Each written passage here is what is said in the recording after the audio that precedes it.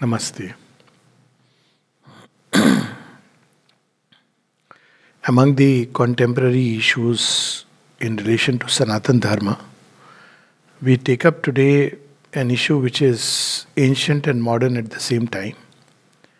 And it is about the construction of Ram Mandir, as it is called, in Ayodhya. Before the whole thing was turned into a controversy and many kinds of suggestions were coming up from all sides, one of these suggestions was that let it become a symbol of harmony by, instead of a Ram temple or Babri Masjid, make some kind of a inter-religious place or an educational institution or a kind of Indic studies. Now, all that is okay. They are ways of thinking, and it's perfectly fine for each one. But what we need to understand is that why is it that Indian culture has survived so many onslaughts?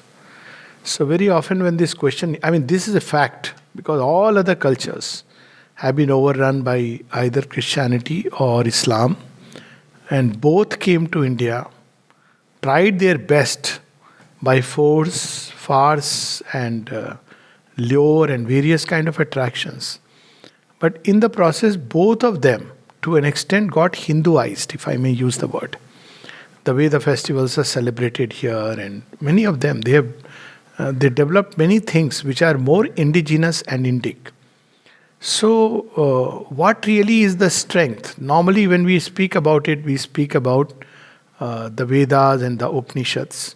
No doubt about it, Vedas are excellent in every way, but the problem is that Vedas themselves were lost for a long period, the Vedic lore. It was misunderstood, not only by people outside, but even within India.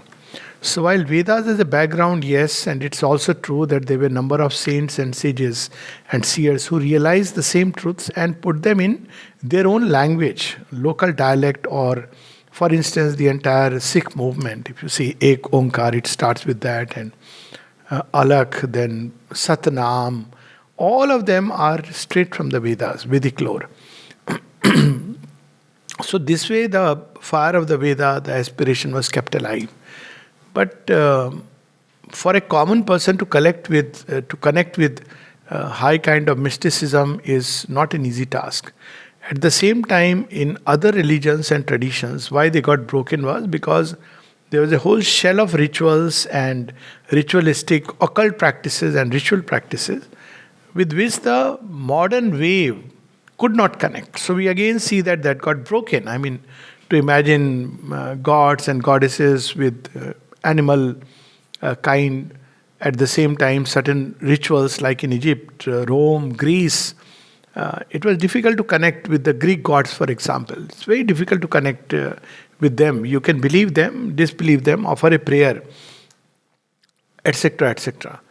But one reason why in India the culture survived and continues to survive is because one is the diversity that it created, tremendous diversity. So if you approach it from one side, there is another thing which will bring it up.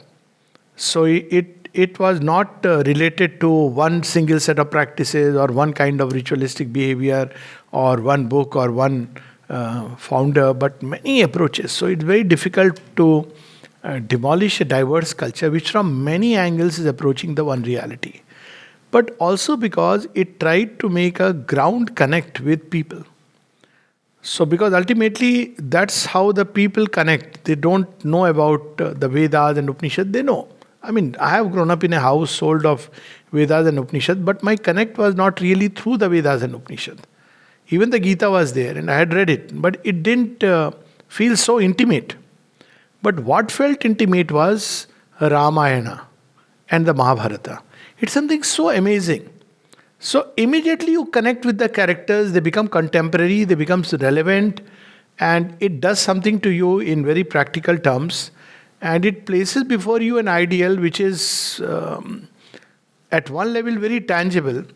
At the other level, it's something which you want to strive to because you feel this is where you can reach. Vedic practices, waking up the fire and doing a fire ritual is not easy for most human beings either to understand or connect. This is not to say the Vedas are not great. They are, of course, among the greatest of scriptures in the world. But I am speaking of connecting. And the second reason why the culture survived was because it wove this entire spiritual life into the fabric of Indian society in every strand of it, from birth to death and death to birth. You see everywhere, somewhere or the other, spirituality in this way or that way, through this door or that door, through so many festivals. One of the things that people used to often say, that why in India we have so many festivals, and people used to make fun in school. But not realizing that this was one way that the entire life of India got woven in the strand of religious and spiritual thought. So in India, they always knew that this is religion, there is something greater than that, and yet it was running through the very fabric of Indian life. So many kinds of fasts, so many kinds of days. Every day had some kind of a astronomical, occult, spiritual, religious significance. So this is another part through which Indian life could continue without any kind of destruction. Because if you try to suppress one, there is another dimension which will open up. But most of all, as I said, through the Ramayana and the Mahabharata, I think the Indian culture was carried on, both through folklore and through countless translations, knowing that Valmiki Ramayana is not easy. It's in very good, high, pure and chaste Sanskrit. A very beautiful Sanskrit. To those who know about Sanskrit, very different from Vyas, whose style is very different. But still, Ramayana has been in so many languages. If I am not mistaken, almost over 200 different versions of the Ramayana exist. Of course, some of the most popular are Kamban in the southern parts and Ramcharitmanas in the northern parts.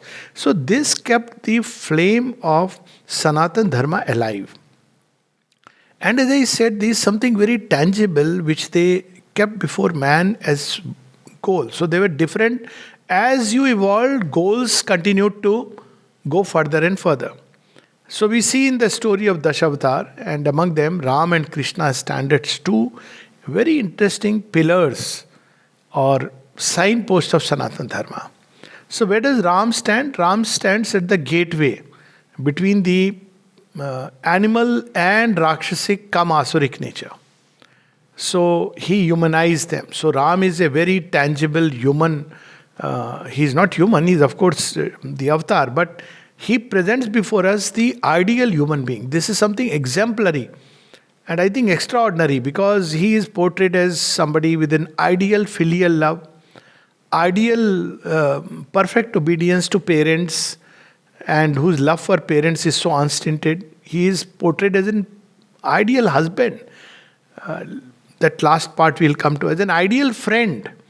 And not only as an ideal friend, a human being so has love and compassion for everyone, and yet is noble, courageous beyond measure, and full of confidence and faith. He is an ideal leader under whose banner people, even the Vanaras and Kishkindans, they wanted to fight with him. So Ram is portrayed as someone whom humanity can reach. Though he is kept a little far, it's not easy, and yet humanity can strive to be like Rama. So this was something so beautiful. So most human beings can easily connect with him, and that is the great significance of keeping the lore of Rama alive and Ayodhya Ram temple. Through all these symbols, India kept in the mind of the race, it preserved the ideal of a noble human being, what an ideal human being should be. So whenever we need to understand what should be an ideal human being, we don't think in terms of reason. In fact, rational life hardly gives any signs of an ideal human being. But if you see an ideal citizen, who is an ideal citizen? He acts according to reason and who follows all the laws and rules of the constitution, even if they jar with your own innate sense. But so that's hardly anything to look forward to. But when you look at the persona of Rama, you feel there is somebody who one has to look up to.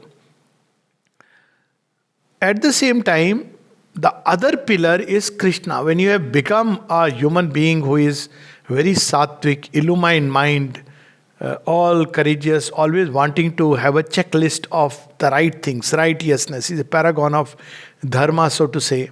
But there are times and moments when you are not sure how to really conduct your life, because the dharmas themselves, both sides, you can argue in this way, you can argue in that way. That's what we see in Arjun. So, crisis of Arjun is another kind of an ideal sattvic human being in his own way.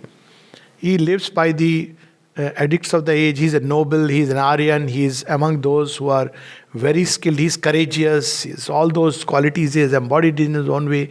But all his ideals, he loves his brothers, he loves his grandparent, he loves his guru. In many ways, he is Rama who comes in another form, miniature. Of course, Ram is Ram, but still, Arjun is like that. Somebody whom a grandparent, a guru, a parent, a wife, they would all want to have somebody like Arjun.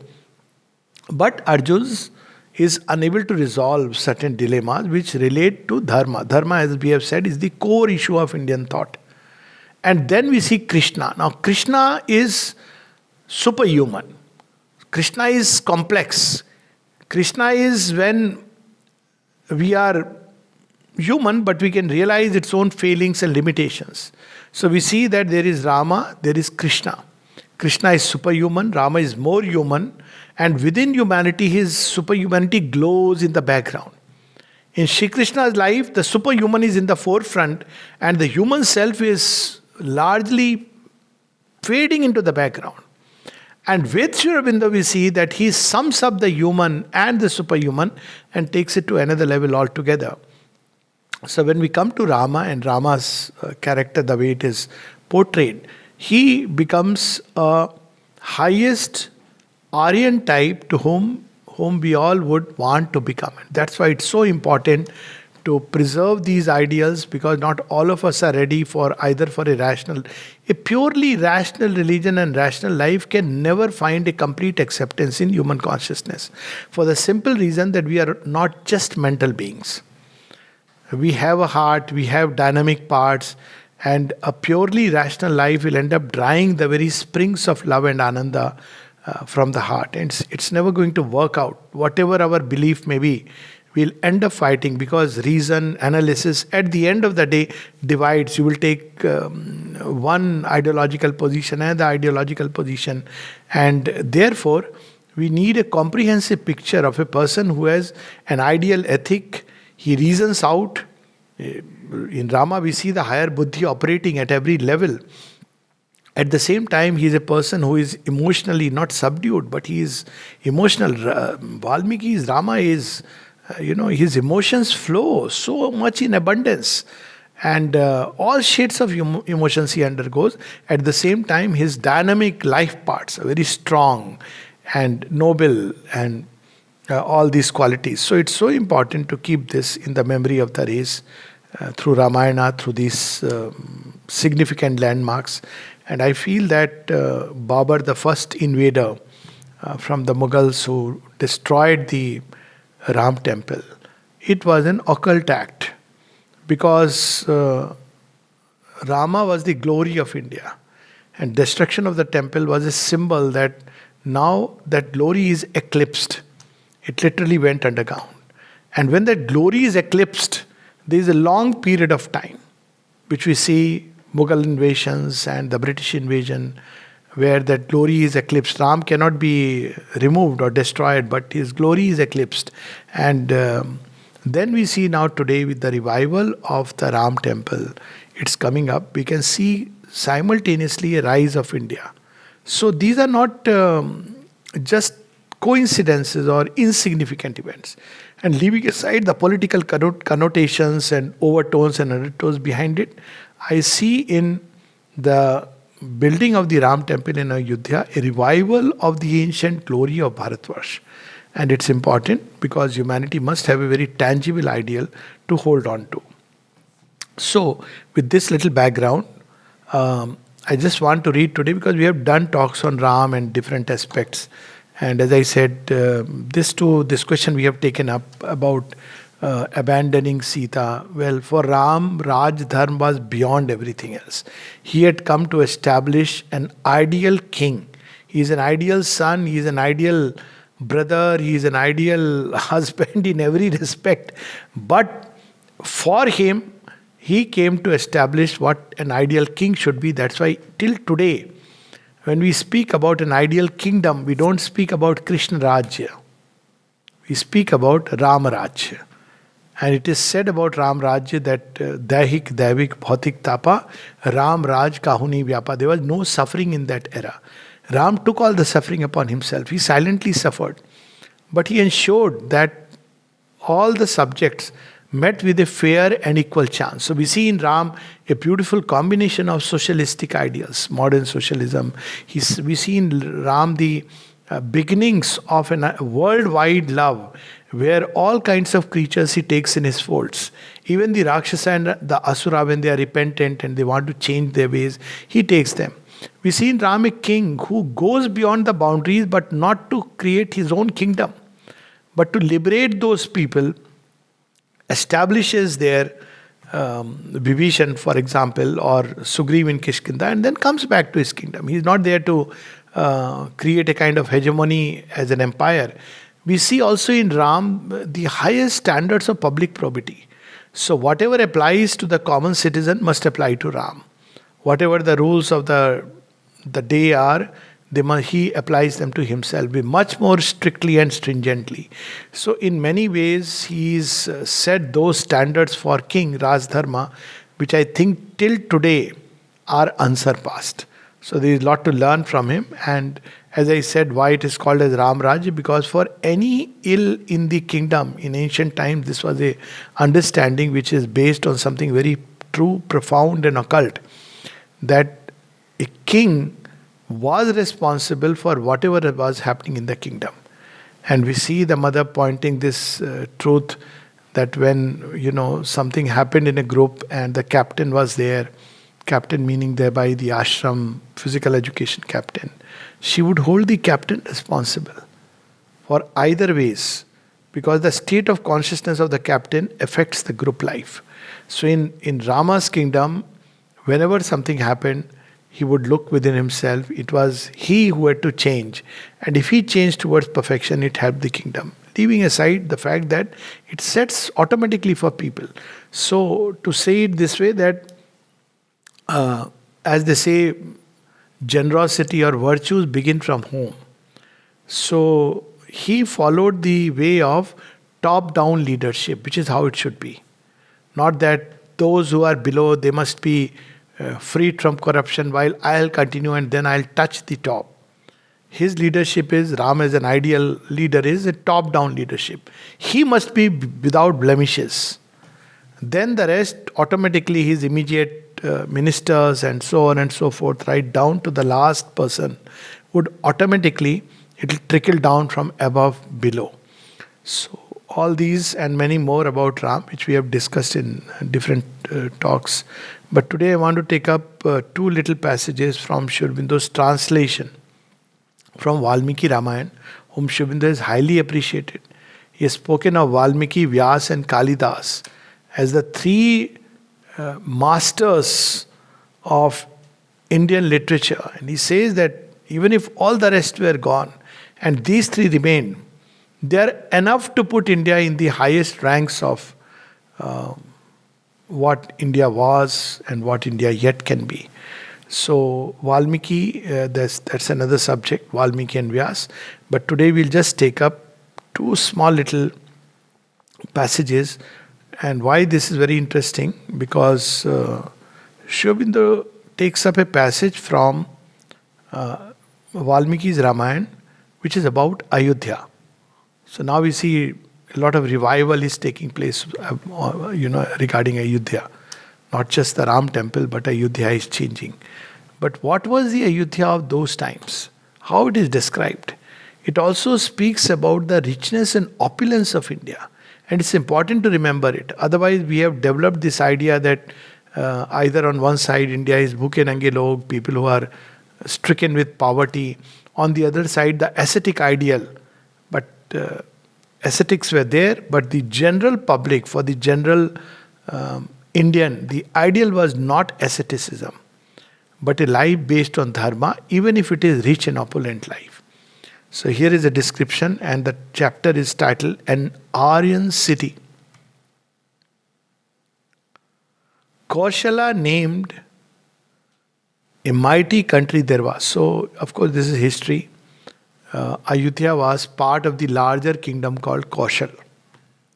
So, Kaushaladhish, Kaushal Naresh, that's how it is named. And Ayodhya literally means a country which could never be conquered. Ayodhya, you can't fight with it. So, Ayodhya is that. And its ancient name was Saket. Kaushala named a mighty country there was, swollen and glad. So it's not just rich, but a happy country where people were happy. Seated on the banks of the Saryu. So even in the ancient times, it described that it's on the banks of the Saryu. It abounded in wealth and grain. And there was the city Ayodhya, famed throughout the triple world. So Ayodhya was not just, even the gods kept a watch. My God, what a country. So see, earth became, that's why it almost, even the heavens, that's how the king of the highest heavens in those days, Indra, he looked upon Ayodhya and said, oh my God, what these human beings have built. So it was famed throughout the triple world. All the, not just citizens of the earth, but citizens of the vital worlds and the mental worlds. The gods, even the titans, they all appreciated and rejoiced and admired. And who had built this city? Built by Manu himself, Lord of men. So Manu, as we know, is the prototype human, if you may use the word demi-human or demigod, origin. So for each age of mankind, as long as man is there, there is the king is Manu, who dwells in the subtle worlds, and it is he who governs. It is he who inspires humanity. It is he who leads humanity and the march of civilization forward. So Manu in Hindi comes from Man, and he's the thinker. But which way man's thoughts will go, it is the Manu who inspires it. For instance, there are 14 different ages of mankind. This is the 7th one. And for each one, the name of the Manu is different. So this is the age of Shraddha. So the name of Manu is Shraddha. So he will instill faith, because this is supposed to be Kali Yuga. And Kali Yuga, the power which operates is Shraddha, faith. So there is this description of Manu, who has established Ayodhya. 12 leagues was the beautiful, mighty city in its length. Now, 1 league is about maybe 5 kilometers or 3.5 miles, approximately. So if you take 5, then 5 tells us 60. So in length, it was roughly about 60 kilometers. So big city. 12 leagues was the beautiful, mighty city in its length, 3 in its breadth. So 3 5s are 15. So roughly about 15 kilometers by 60 kilometers. A huge place.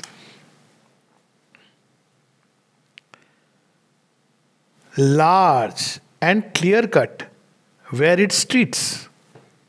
Shubinda is describing, Valmiki is describing, Shubinda is describing. So those who believe that they were primitive people, there was a whole serial, Bharatik Khoj, where actually it was not a Khoj at all. It was almost like, you see even some of these more modernist version, they saw Ram as a primitive person, hunter, who is going around, but they don't realize that India was very developed at a point of time. Then it went through an eclipse. That's a different story. I mean, even now when you look at some of these temples which are being unearthed, it's unimaginable. And imagine when they were in full glory. So, he's describing this city, and a vast, clear-cut high road adorned it, that ever was sprinkled with water and strewn freely with flowers. So you can imagine, a road which, the central road is taken care so well. That's how a city should be looked after. So that people who live there and when they come there, they should feel happy about it. So it was sprinkled with water. That means probably they were not tar roads, because tar is more modern invention.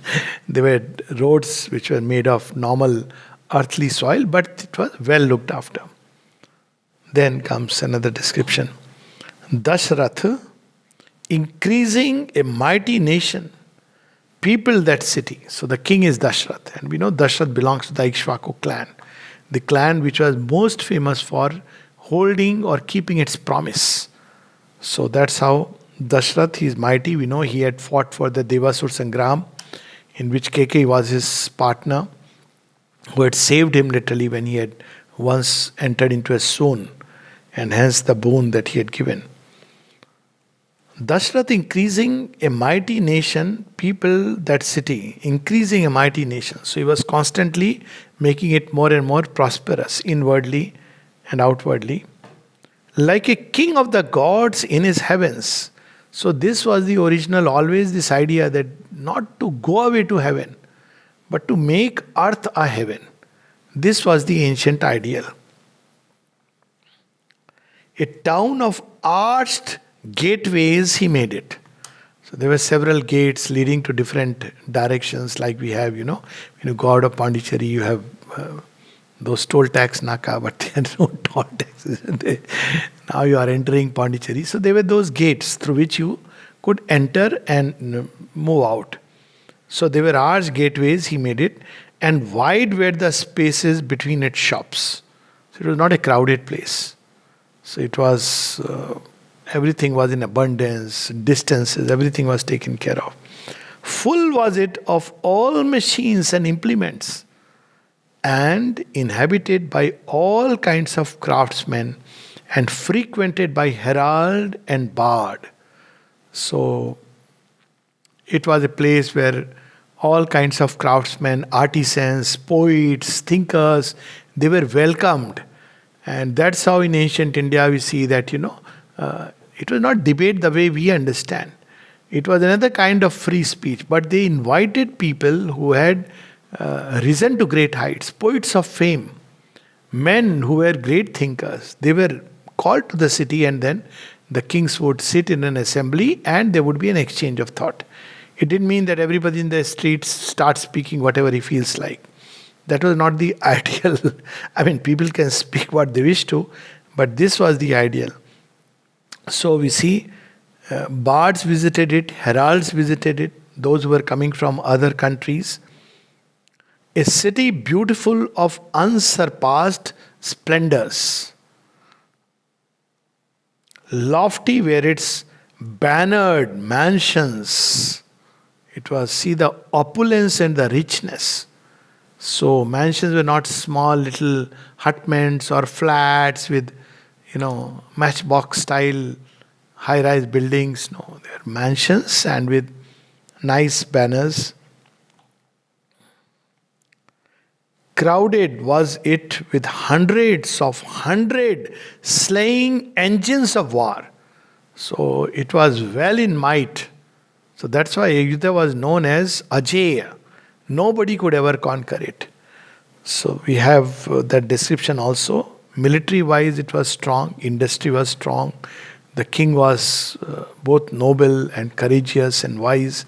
And there were heralds and bards, poets, craftsmen, everybody was encouraged.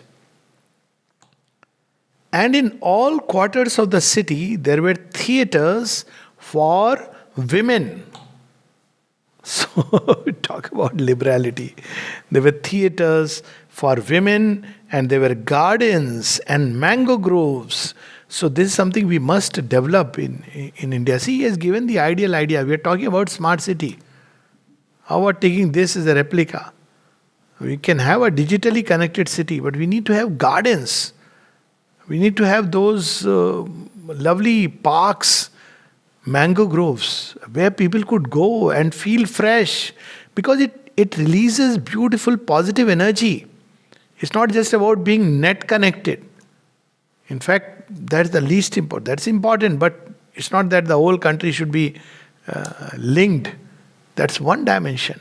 But to have parks, to have gardens, all these things, the way the houses should be built, not chaotic buildings. So all this is described here. Crowded was it with hundreds slaying, engines of war, and in all quarters of the city there were theatres for women, and there were gardens and mango groves, and the ramparts formed a girdle round its spacious might. So all around the city one could see the ramparts. Hard was it for the foe to enter, hard to assail.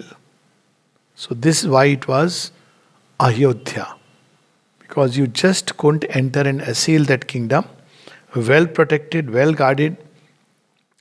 For difficult and deep was the city's moat. So the spaces, small little spaces. So ancient time these cities were either surrounded by those little ditches, sometimes filled with water, all kinds of things, so that people couldn't easily enter. The enemy couldn't just attack. And there were those gates which were very well guarded. Filled it was of horses and elephants, cows and camels and asses. Crowded with its tributary kings arrived for sacrifice to the gods. So it was a place where yagna was carried on, and it was abundant in animal life also. And kings arrived from different places. As we know, Dashrath himself had conducted the sacrifice out of which all the 4 children were born. Rich with merchants from many lands and glorious with palaces, built of precious stone, high piled like hills, and on the housetops, pleasure rooms like Indra's Amravati, Ayodhya seemed. No aspect of life was shunned. All aspects we see. There are those bards and thinkers who are coming, heralds. At the same time, there is the might, the military might. At the same time, there are, pleasure groves and beautiful colonnades and gardens, theaters, art and craft, and business, industries. For everyone and everything, there was a place. So this is a brief description of Ayodhya. Like Indra's Amravati, Ayodhya seemed. So this is the India we must bring back. It's not enough just to speak about the glories and then end up with the ascetics. We still have this ascetic ideal too strong in our veins, and as long as India holds the ascetic as the highest symbol of spirituality, it will not rise the way it must rise. So this is important. It's a small description, and I think this can be a very good model, I hope, for the cities that would develop. I think this idea of new cities was wonderful, because it is said that most cities after some few hundred years become uninhabitable. Even the soil becomes uninhabitable. But the new cities should not be built along the way the old cities were built, plus some, digital connection. They should be built along these lines, wide, spacious, and it can be done if we really care for. And then there is another passage where Shobindo describes an incidents in the Mahabharata from the wild forest. That's how the title is, and it is during the Aranyapar when they go into the forest. And Vaidehi is still with Rama and Sita, and they go to Atri Rishi's ashram, and from there when they are moving to another Rishi. So in the meantime they meet with a demon called Virad. So that's a very interesting story. Virad is a demon who has got boon from Brahma that he cannot be killed by any astra shastra. So Rama, how is he going to kill? So he takes up Janki, Vaidehi, and starts moving away. And at that point of time, there is both brothers fight valiantly, but he cannot be killed by any astra shastra. So finally, what Rama does, he creates a strategy. He understands that only Astra and Shastra cannot be killed, but he can be buried or he can be burned. So he cuts his hands, both the hands. So whether he is free and he falls to the ground. And that is the time when Lakshman builds a big ditch, and in that this demon is the slain demon, not yet slain, but more or less handicapped demon is put in the ditch and it's covered. And then they move. And while in the passing he says that I was a Gandharva in the previous life. So in Indian narratives you will see always that there is a connectedness. So connectedness between the previous life and this life and the other one. We see it in many stories. People read them out of context, like Karna's story. There's a whole connectedness. Shri Krishna having many wives, even that is connected to Rama avatar. So there are many, many kinds of connectedness. So he says, I was a Gandharva who had done some mischief and he was cursed to become a demon, but who cannot be killed by any Astra Shastra. So it's very interesting that there are beings. Now this ogre and demon is this burning or burning is very significant. So this ogre, he was supposed to be eating human beings who cross that way. So there is in human beings also certain impulses which are like that. The ogre has died, but something of him remains in human consciousness. So you can't just kill it with all your might and all your thinking and will. But what it can be done is either buried in the subconscious regions, you sit over it, or you can burn it in the fire of purification. So that's how I see this symbol of the story. But Shubhendra has not written the full thing. He has just written 2 passages. The second passage is about the initial interchange with Virad. So that's not what I am going to read. I'm going to read the first passage, which is about when Ram enters the forest and meets one of the sages. There is a beautiful interchange, and that's something very interesting. Then, possessing his soul, look at how it describes. Rama entered the great forest, the forest Dandaka, with difficulty approachable by men. So Dandakaranya was the place where many of the sages, hermits retired because they wanted a secluded life. But a secluded life was always threatened by ogres and demons and wild beasts around. So look at how he describes possessing his soul.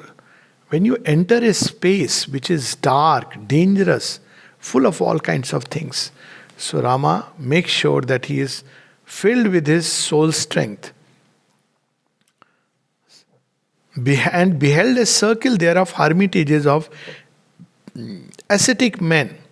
They were ascetics. They were not the mainstream ideal. They were on the pale of society. A refuge for living things with ever well-swept courts and strewn with many forms of beasts and swarming with ceremonies of birds and holy, high and temperate sages grace those homes. So sages used to come, sometimes the kings would come, often they would retire. Shubhendra describes in Savitri the king sages from their task done after the war. So they would not start advertising what they didn't do. They would retire to these forests because they have committed very high and violent deeds, maybe proud deeds, loud deeds.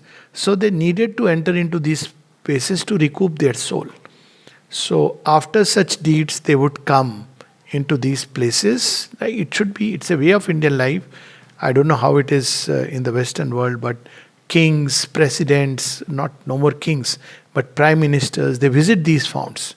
And I think they should do it more often. Like at least for the ashram, I know that Abdul Kalam had come, Indira Gandhi had come. Indira Gandhi used to come and stay here for some time. Even within the ashram, there was a room for her. She has stayed overnight within the ashram. Now that doesn't mean that all the generations are blessed, but as far as she is concerned, she was an instrument and the mother used her as an instrument. Especially Bangladesh war. Nehru has come, Lal Bahadur Shastri has come. Atal Bihari Vajpayee is come. Atal Bihari Vajpayee, we know that when he met the mother, when all others had left in the delegation, he came back. And then he looked into at the mother with folded hand that he wanted something, and the mother looks at him and asks, "What do you want?" He said, "I have this dream of Akhand Bharat, indivisible India, united India." So he wanted the mother's blessings, and then she went into a trance and blessed him. So just imagine a Prime Minister of India is coming there seeking such blessings. So many of these, of course, Prime Minister Modi has come, Amit Shah has come. So this is a typical Indian ethos. They're not going to church to please the church. This is part of the Indian ethos that the kings, the prime ministers, the commanders in chief, some of the commanders in chief of the army at that point of time, Bangladesh war, they came here, one of them settled in Auroville. So they know that ultimately the greatest power and wisdom is with these sages and seers. And they went there after their deeds to recoup their soul strength, peace, because they fought a war and it's not easy. So these were the people who came to grace their homes, those homes. The high of energy approached them, unstringing first his mighty bow. So when they came, so they didn't come with all the fanfare, not with, Z security. These are all modern things. They came, they unstrung their bow. You can't enter with the weapons. You know how when Rama and Lakshmana came and Agast Rishi's ashram, and they were asked by the disciples that you have to leave your bow and arrows here. So Lakshman, quick to answer, he says, but we are Kshatriyas and this is our defense. If we don't have this and there is suddenly an attack, so the disciple says, you don't have to worry about it. Rishi Agast is sufficient unto himself. In his presence, you don't have to worry. You're protected. This was the kind of strength that these rishis had. So they had to unstring their bow. See the details in which it's being described. And they beheld him like a rising moon, and with wonder in their looks, gazed at the fabric of his beauty. Whose beauty? Sages and seers. So the high of energy approached them. Them is the rishis. Unstringing first his mighty bow, and they beheld him like a rising moon, with wonder in their looks, gazed at the fabric of his beauty. Now this is about Ram and Sita. Now Ram and Sita and Lakshmana have come. So they are being described. And they beheld him like a rising moon. Ram is being seen like a rising moon, and with wonder in their looks, gazed at the fabric of his beauty and its glory and softness and garbed grace. See how beautifully he is described. And if you see Ram's description, we were just reading when Sri Aurobindo was asked that normally the vibhutis of the mother would be feminine characters. He says no, even in the men, something of the Divine Mother's aspects are there. So, which aspect was there prominent in Ram? It is Mahalakshmi. So you see his love, harmony, all this grace, charm, all that is there, beautifully Mahalakshmi aspect. And that's why perhaps he invoked Durga during the war. Some people ask that what was the relation between Ram and Durga? Mahalakshmi he had already. And of course, that time he needed that. He was strong. He is regarded as courageous beyond measure. But yet he invokes that Durga aspect so that his emotional heart doesn't melt when Ravana comes or somebody comes, and so he invokes Durga before the war. So he is being described. And at Vaidehi too. Vaidehi is daughter of Videha, that is King Janak. He was called Videha because he was so much equal-minded to the different touches of pleasure and pain to his body. So that's why he was a Jivan Mukt. And whether he too with unfailing eyelids they gazed, and Lakshmana, for they were things of amazement to these dwellers in the woods who have come. Ram like a rising moon, whether he with unfailing eyelids. And with Ram, he is described. How Ram is described? He is described as fabric of his beauty and its glory and softness and garbed grace. This is how Ram is described here. Great natured sages occupied in doing good to all living things, they made him sit a guest in their leafy home and burning with splendor of soul like living fires. Now, sages were also, they looked like as if there was a fire burning with their eyes, through their eyes it could be seen. They offered him guest worship due and presented all things of auspice, full of high gladness in the act, roots, flowers, and fruits they gave. All the hermitage they laid at the feet of Ram, high souled and learned in righteousness, said to him with outstretched upward palms. So they have something to tell to Rama. And he is shown once again, there is something added. He is righteous. Rama is regarded as a paragon of righteousness. So what do they tell him? For that he is the keeper of the virtue of all this folk, a refuge and a mighty fame. High worship and honor are the king's, and he holds the staff of justice and is reverend to all. So this is how a king should be. The staff of justice, without fear of favor. A king can't say that, no, I'll not render justice just because he's near and dear to me. Just look at the kind of high standards for a king that were given that time. Sometimes I feel that this democracy and with all that, the prime minister, president, we have come many notches down. We have come down to, a king becomes the product of the least masses. But that was not how it was in ancient times. The ideal of king had its own beauty. Not that we can go back to kingship. That has gone, something else has to come.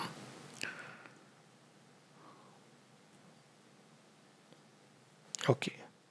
Of Indra's self, he is the fourth part and protects the people. It was his task to protect the people against all kinds of things. Whether it be war, terrorists, misery, all this was his Rakshasa, the Asura. This was his work. O seed of Raghu. And then he reminds him that you come from a great lineage. All this was important in those days. What should replace it? People often ask, since we have spoken about it. If not democracy, what should come? The king, instead of the king, the president, maybe presidential form of government. President should not be elected by all the masses. But he should be the highest body, not a titular body. Today we have placed him only as a person with all the powers yet no power. But someone whom only the chosen lot should be able to elect in every way, who has shown himself capable through his conduct, through his way of life. All this should be there in his life. Then only he should be placed, maybe 2 or 3 candidates, and then maybe the best in the country choose. That should be. And then he governs.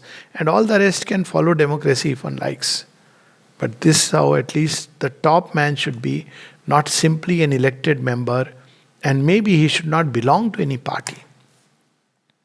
But somebody who joins all the parties. Parties can be there. Or maybe the party should, the party system that we practice, which breeds so much of, why do we need the party? Why not a president? And then each one stands together and, if he's good, he's elected. Remove the party system and you have so many candidates whom the people elect, regardless of their parties. And then see how the country will function. Yes, you can have the same system that majority decide, if you want to put it, about certain issues. But all these are elected representatives who are not elected because of party, but because of the work they have done, because of their either professionalism or their nobility or their, conduct. That's how it can be done. I don't know. These are just thoughts which probably will take up some other day because time has come to change the system. So speaks of him as O seed of Raghu. And we see that this is there in Indian psyche. This is something which is carried on till date. Even today, why do we have this lineage? Is there in Indian thought, though its time is over.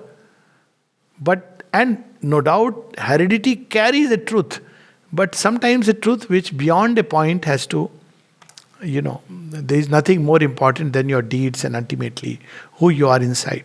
But this is there in Indian thought that the lineage is considered important, was considered important, still inbuilt within its fabric. Therefore, he enjoys noble and beautiful pleasures, and to him men bow down.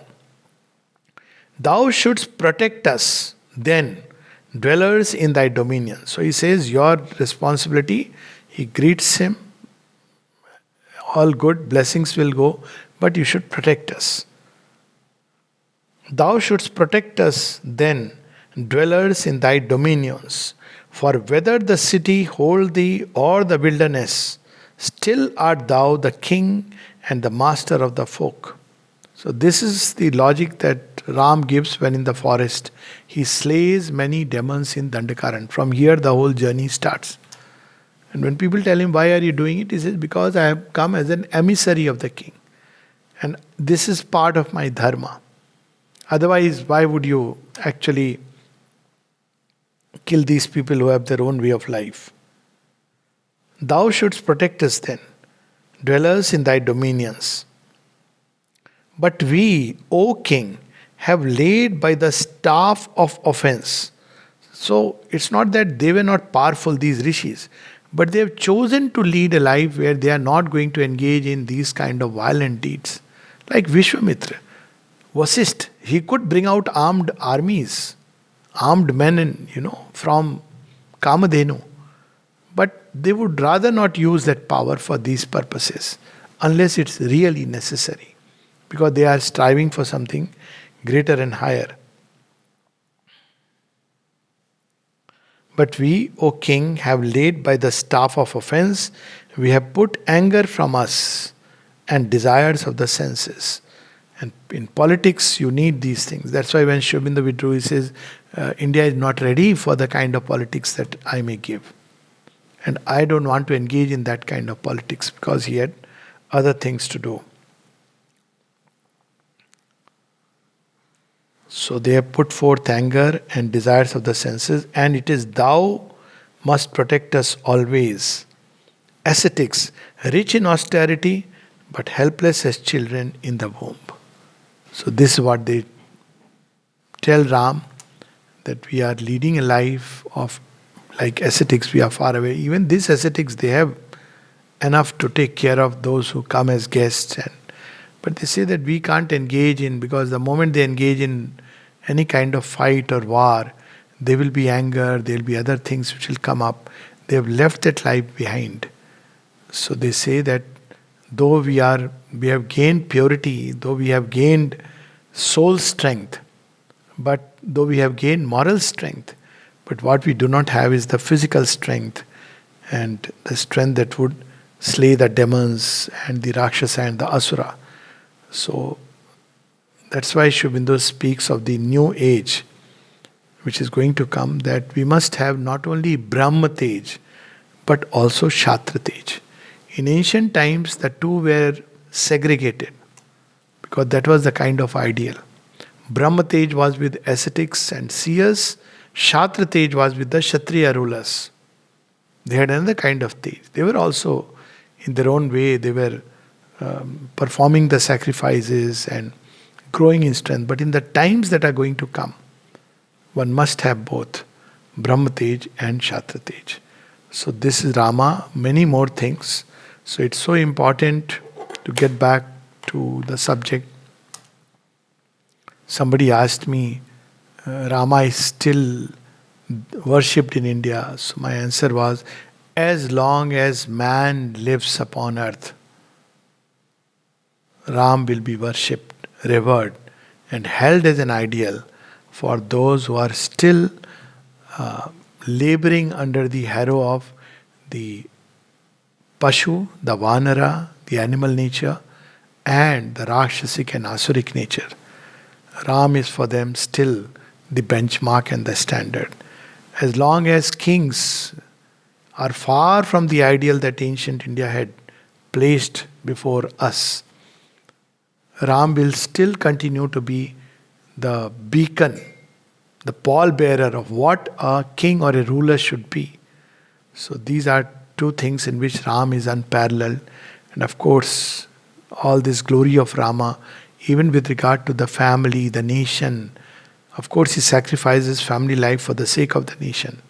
But yet, what really it means to love, to have love within a family, the way Ram loved, sacrificing himself. He is the eldest, but he is the one who sacrifices all the time to protect the brothers.